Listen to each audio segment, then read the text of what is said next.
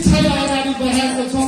त्यस्तै स्वास्थ्यमा पनि एउटा गरिबका बच्चा, एउटा विपन्न, एउटा मजदुर, एउटा किसानले पनि सस्तो दरमा थोरै पैसामा पनि यो हार्टको उपचार गर्न पाउन् भन्ने उद्देश्यले यो संस्थाको स्थापना भएको छ।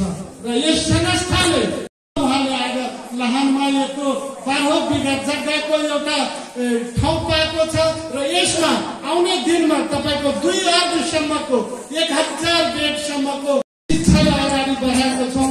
त्यस्तै स्वास्थ्यमा पनि एउटा गरिबका बच्चा, एउटा विपन्न, एउटा मजदुर, एउटा किसानले पनि सस्तो दरमा थोरै पैसामा पनि यो हार्टको उपचार गर्न पाउन् भन्ने उद्देश्यले यो संस्थाको स्थापना भएको छ।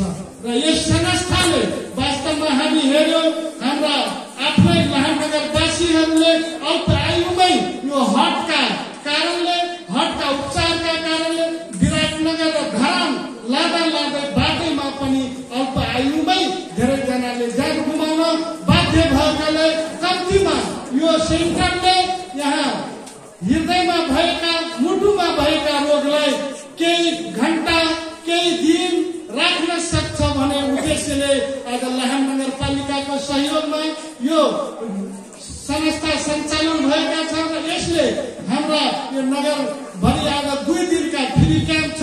र त्यसपछि पनि जसरी लाहान आँखा अस्पतालले, सगरमाथा चौधरी आँखा अस्पतालले एसियामा र यस भेगका एउटा नमुनाको रूपमा प्रस्तुत भएछ भने त्यस्तै यो संस्था पनि भोलिका दिनमा एउटा लाहानमा नमुनाको रूपमा स्थापना हुन्छ भन्ने मलाई विश्वास छ।